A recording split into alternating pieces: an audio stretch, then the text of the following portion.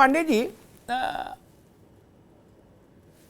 कुछ विषय ऐसे होते हैं जिनकी पर्दादारी नहीं हो सकती, जिन्हें संदूक में नहीं रखा जा सकता, जिन्हें ताबूत में नहीं गाड़ा जा सकता। वो समय के साथ बार बार मथते हैं, सिर उठाते हैं। क्या ज्यादा बेहतर नहीं हो कि भारत जैसे बड़े देश को उन कुछ बुनियादी मसलों को स्थायी तौर पर हल कर लेना चाहिए, ताकि बार बार ऐसी परिस्थितियां तनाव की देश में कहीं भी पैदा ना हो। आलोक पांडे जी। सर, फिर हम लोग चलो इतिहास की जब बात चल रही है तो चलिए इतिहास से ही बात करते हैं जी। चाणक्य के एक उदाहरण मैं पुनः लूंगा आज फिर से जी। चाणक्य अपने शिष्य चंद्रगुप्त के साथ जा रहा था एक जगह से जी। तो चाणक्य के पैर में एक कुश, हम लोग कानपुर के आसपास के कुशा जानते हैं, ऐसी घास जो पैर में चुभ जाती है। जी हाँ। और वो बहुत तेज लगती है। तो जब चाणक्य के पैर में वो घास चुभ जाती है तो वो आगे नहीं बढ़ते, वो लौटते हैं। लौटने के बाद एक गांव जाते हैं, गांव से एक मट्ठा लेते हैं, कहते हैं मट्ठा दीजिए हमें जी। मट्ठा लेकर के आते हैं, उस कुश को चारों तरफ से खोदते हैं, खोदने के बाद उसमें मट्ठा डाल देते हैं। तो चंद्रगुप्त कहता है कि गुरुदेव ये क्या कर रहे हैं, उसको उखाड़ के फेंक देते हैं। तो बोले बेटा अगर हम इसको उखाड़ के फेंक देंगे तो अभी तो ये दोबारा उगाएगी जी। तो हमें इतिहास में जा करके सोचिए, चाणक्य हमारा वो देश है जिसका हमारा जो निर्माता है, चाणक्य को हम निर्माता, राष्ट्र निर्माता मानते हैं जी। दुनिया का आधुनिक राष्ट्र की कॉन्सेप्ट मैं चाणक्य से मानता हूं जी।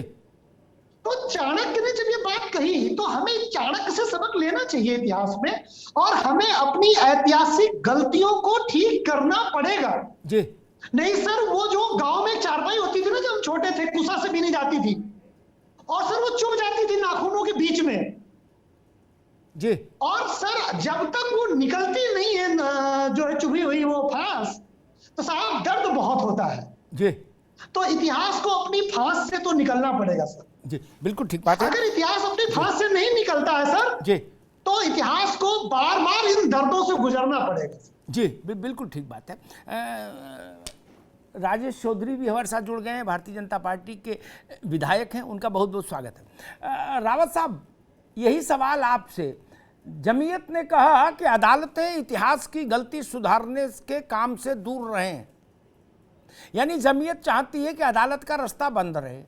तो फिर दो रास्ते बचते हैं, या तो दोनों लोग बैठ के फैसला कर लो, राजीनामा जिसको बोलते हैं, या भारत की संसद व्यवस्था कर दे। मुझे नहीं लगता जमीयत को संसद वाला प्रस्ताव भी मंजूर होगा ना। संसद का प्रस्ताव तो कभी भी मंजूर नहीं था, अयोध्या के समय भी जी। समझौता हो नहीं सकता, संसद का प्रस्ताव मंजूर नहीं, अदालत हस्तक्षेप नहीं करे। इस तीनों बातों का अर्थ यह निकला कि जो है जैसा है वैसे ही रहने दो। राव साहब। अमिताभ जी, किसी भी देश की और समाज की और गांव की और परिवार की जो नींव होती है वो इतिहास पे टिकी होती है जी। उसके दादा क्या थे, उसके परदादा क्या थे, उसके कदमों पे चलना है कि नहीं चलना है। महाराणा प्रताप क्या थे, वो चौहान वंश किस वजह से चलता है, और सूरजमल क्या थे, उस पर एक वंशावली चलती है। हमारे साथ इतिहास में अगर बुरा हुआ है तो हम उसको सुधारने की कोशिश करते हैं, और अच्छा हुआ है तो उसको अच्छा करने की कोशिश करते हैं। इसलिए इतिहास को दफन करना या इतिहास को ना मानना हिंदुओं को एक तरह से कहीं ना कहीं कांस्टेंट करने वाली बात है कि भाई आप मत मानिए, क्या आपका मंदिर तोड़ा था, आप चुपचाप बैठ जाइए। तो इसका मतलब हमारा ब्रेन तो वहीं पर डेड हो जाएगा ना, कि हम माने ही कुछ नहीं, जैसा था वैसे ही हम मान ले। ये संभव नहीं है। जमीयत की जो याचिका है ये इलॉजिकल है और इसका कोई महत्व नहीं है। मानना पड़ेगा। तो सुप्रीम कोर्ट किस लिए बनाया जाता है? Supreme court, high court, lower court, session जज इसलिए बनाए जाते हैं कि वो कहीं ना कहीं हमारे विवादों को निपटाएं। अब राजा महाराजा बादशाह तो है नहीं कि भाई आप गर्दन पे तलवार डाल दो या पेनल्टी डाल दो। इसलिए कोर्ट की बातों को आप पूरे वर्ल्ड में इग्नोर नहीं कर सकते, चाहे कानून कोर्ट का शरिया का हो और चाहे वो कहीं ना कहीं यूएनओ का हो, कहीं पर भी हो। इसलिए इनकी पहली बात को मैं रिजेक्ट करता हूं। दूसरी बात ये बोलते हैं संसद उस कानून को पास न करे या उसको एज इट इज रहने दे, उसको हटाए नहीं। इस दुनिया के अंदर समय समय पर कानून बदलते रहते हैं और कानून की आवश्यकता होती है, कानून बनाए जाते हैं और जैसी आवश्यकता होती है वैसे कानून बनाए जाते हैं। बलात्कार के केस के मामले में बहुत सारे अमेंडमेंट हुए, दहेज प्रथा के मामले में बहुत सारे अमेंडमेंट हुए हैं और आज स्थिति कुछ और पहले कुछ स्थिति और। जी ठीक है राव साहब, आएंगे आपके पास, दोबारा में आएंगे। खारिज करता हूं जी, मैं मोइन खान साहब के पास चलूंगा, फिर राजेश भाई के पास जाऊंगा। मोइन खान साहब, दो मसले उठते हैं। एक, जमीयत अदालत को दूर क्यों रखना चाहती, एक खास तौर पर सुप्रीम कोर्ट को देश के हर विवाद में हस्तक्षेप करने का संवैधानिक अधिकार, सुप्रीम कोर्ट को संसद के द्वारा बनाए गए हर कानून की समीक्षा करने का अधिकार हासिल, सुप्रीम कोर्ट को केंद्र सरकार के हर निर्णय को संविधान की कसौटी पे कसने का अधिकार हासिल। जमीयत क्यों चाहती है कि भाई अपेक्स कोर्ट इतिहास की गलतियों को सुधारने के मामले से खुद को दूर रखे? अगर ऐसा होगा तब एक तो हम सुप्रीम कोर्ट के अधिकारों को सीमित करने की कोशिश कर रहे हैं, एक दूसरा फिर मसला बचता पार्लियामेंट या समझौता, वो भी बात नहीं बनती है। तो क्या इसके पीछे ये है कि भाई जो है जहां है वैसे छोड़ के रहो? मोइन खान साहब। मोहतरम अमिताभ भाई जी, अगर मेरी आवाज आप तक आ रही, बिल्कुल आ रही भाई जी। हिंदुस्तान के आईन का जी गार्जियन है सुप्रीम कोर्ट। सुप्रीम कोर्ट, इसमें कोई संदेह नहीं कि वहां से पारित किया हुआ हर फैसला अंतिम होता है भारत के हर नागरिक के लिए। लेकिन इसके भारत के संविधान ने ही जो हमें फंडामेंटल राइट्स दिए हैं, उन्हीं राइट्स के अंतर्गत जमीयतुल उलेमा हिंद सुप्रीम कोर्ट गया है। अब एक बात यह है कि उनका मामला तर्क संगत है या तर्कहीन है, इसका फैसला मैं और यहाँ पर बैठे हुए पैनलिस्ट नहीं करेंगे, बल्कि सुप्रीम कोर्ट करेगा। ठीक है। मैं इतना कहना चाहूंगा कि ये संगठन 19 नवंबर 1919 को स्थापित किया गया था और इसने इंडियन नेशनल कांग्रेस की भी हिमायत की और कहीं ना कहीं उस जमाने की मुस्लिम लीग से भी जुड़ा था, जिन सबका एक ही मकसद था, हिंदुस्तान से अंग्रेजियत को बाहर करना। मैं इस संगठन के उद्देश्य को तो नजरअंदाज नहीं कर सकता, क्योंकि 1857 की जंग आजादी हो या 1947 की जंग हो, देवबंद से रिलेटेड जितने भी लोग हैं, ये संगठन भी देवबंद से ही रिलेटेड है। इन्होंने फांसी के फंदों को बहुत खूबसूरती से हिंदुस्तान की आजादी के लिए चूमा। अब अमिताभ भाई, आप उस विषय पर सुनना चाहेंगे कि आज मामला जो पेश आ रहे हैं उनका हल क्या होना चाहिए। जी देखिए, एक अच्छा संवाद स्थापित करना चाहिए हुकूमत हिंदुस्तान को भी और हुकूमत उत्तर प्रदेश को भी। ऐसा नहीं है कि किसी मामले का कोई बेहतर हल ना हो, और बेहतर हल निकालने की जिम्मेदारी सरकारों की सबसे पहले है, उसके बाद में उन जिम्मेदारियों को आगे बढ़ाने का काम पक्षों का है। मैं ये कहना चाहूंगा अमिताभ भाई, कहीं ना कहीं मैं आपके इस कथन से भी सहमत होता हूं कि आप 2 और 2 4 वाली बात करते हैं, ना 3.25 ना 4.25। हर मामला का एक अच्छा और बेहतरीन हल होना चाहिए। हम सकारात्मक सोच के लोग हैं, जाहिर सी बात है हमारा धर्म चाहे इस्लाम हो, लेकिन हम अपने दीगर धर्मों के पेशवाओं का बहुत ही आदर और सम्मान करते हैं। और ये अच्छा एक कदम हुकूमत हिंदुस्तान की पार्टी भाजपा ने उठाया कि उन्होंने दोनों प्रवक्ताओं को हटा दिया जिन्होंने हुजूर सल्लल्लाहु अलैहि वसल्लम की शान में गुस्ताखी की थी।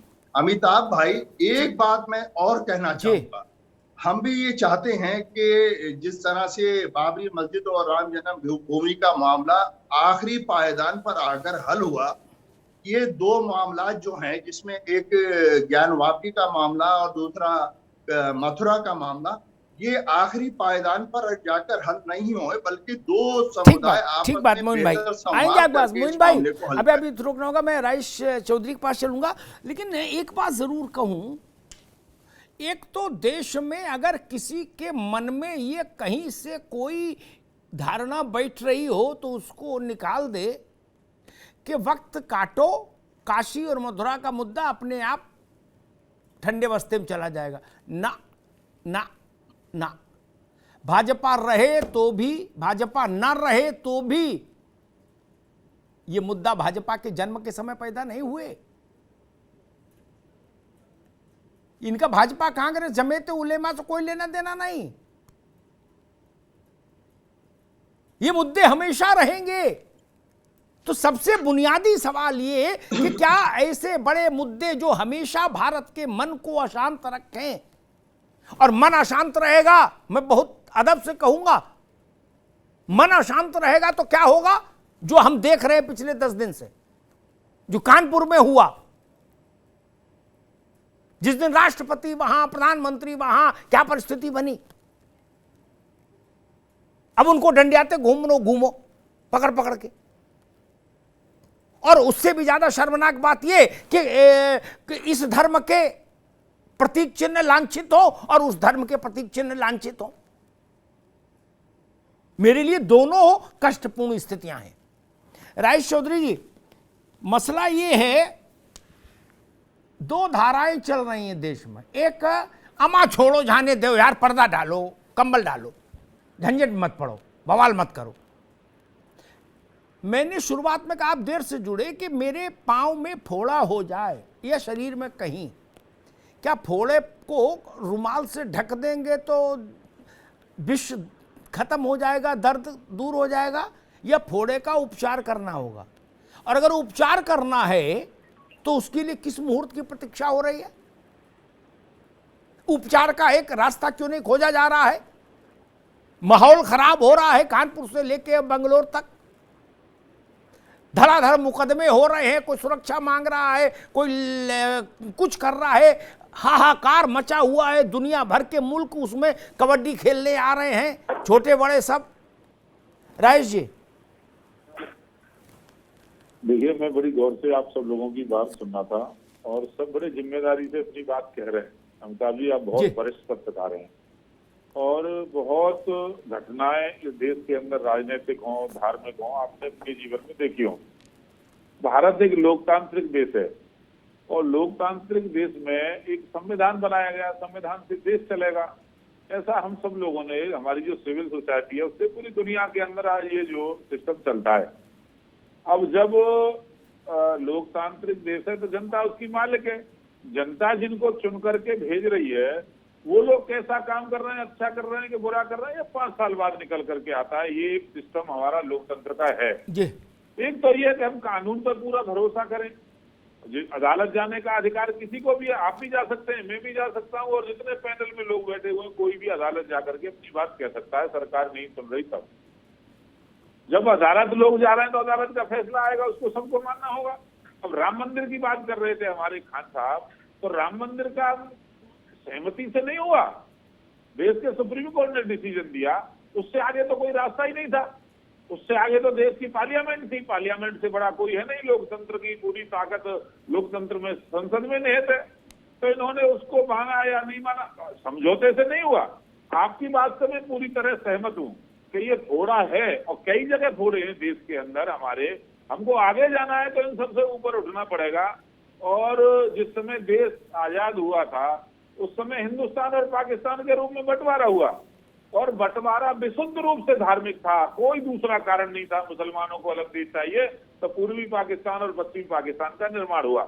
हमने कहा कि मुसलमान हमारे भाई हैं, हम अपने पास रखेंगे, हम इनको यहाँ रहना चाहते हैं तो रहें, और आज तक हम सहेज के उनको रख रहे हैं।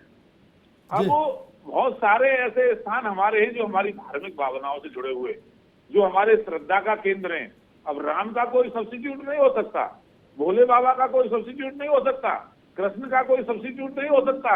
अरे भाई, जब हम इतने आप लोगों का सम्मान कर रहे हैं, आपको हृदय से लगा के रख रहे हैं, आपको भाई बराबर के भाई की तरह सम्मान दे रहे हैं, तो थोड़ा बड़ा दिल दिखा दीजिए। आप कहिए कि भाई लो, आप करिए पूजा अर्चना, आप अपना बनाइए। अब ये तो आकार दे सकता है कि भगवान कृष्ण का जन्म तो मथुरा में हुआ था, अब मक्का मदीना में तो हुआ नहीं था। वो इसमें कोई इतिहास, कहीं भी आप जाएंगे किसी को भी पूछेंगे वो सब बताएगा, वो कृष्ण और मथुरा दोनों, अयोध्या में राम का हुआ था। तो हमारे जो आराध्य केंद्र हैं, आप उन पर थोड़ा बड़ा दिल दिखाइए। आप शांति चाहते हैं और मोबिन खान साहब जो कह रहे थे तो समस्या का समाधान हो जाएगा। नहीं, देश के कानून पे आप भरोसा करिए। आप संसद पे भरोसा करिए, आप सुप्रीम कोर्ट पे भरोसा करिए, कहीं ना कहीं तो करना पड़ेगा। गजबाए हिंद नहीं हो सकता, गजबाए हिंद नहीं हो सकता। आप जो एजेंडा लेकर के चल रहे हो उस एजेंडे को हिडन रख रहे हो, ये बात सही है। अरे सीए लागू हुआ था, भारत के मुसलमानों का कोई मतलब नहीं था उससे, आप क्यों हंगामा कर रहे थे जी? आप चाहते थे पाकिस्तान के मुसलमान यहाँ आकर के बस जाएं? यहाँ के अब आज एक भी मुसलमान को ये देश से बाहर गया तो क्या नहीं गया? यहाँ के मुसलमानों से कोई मतलब नहीं था। केवल एक और एजेंडा इन लोगों का रहता है। मैं अपनी बात को समाप्त करने से पहले बताऊं, मोदी जी को 8 साल हो गए आज प्रधानमंत्री बने हुए। पूरी दुनिया के अंदर भारत जिस तरह से बढ़ रहा है आगे, भारत की जो छवि का एक निर्माण हुआ है, भारत दुनिया को लीड करने की दिशा में लगातार कदम आगे बढ़ा रहा है, उसको कैसे डेंट किया जाए। अमेरिका का राष्ट्रपति आता है तो दिल्ली के अंदर दंगा होता है सुनियोजित रूप से। देश के प्रधानमंत्री और देश के राष्ट्रपति कानपुर में होते हैं तो कानपुर में दंगा भड़काया जाता है सुनियोजित रूप से। तो ये सब ऐसा है कि देश को कैसे इन सब चीजों में हम उलझा करके रखें। मेरा ये कहना है कि वो बड़ा हृदय दिखाइए और इस सबको समाधान करिए और आगे बढ़िए। हमारा पूजा स्थल तो दीजिए ना, क्या प्रॉब्लम हो रही है उसमें? आप बड़ा भाई बनिए।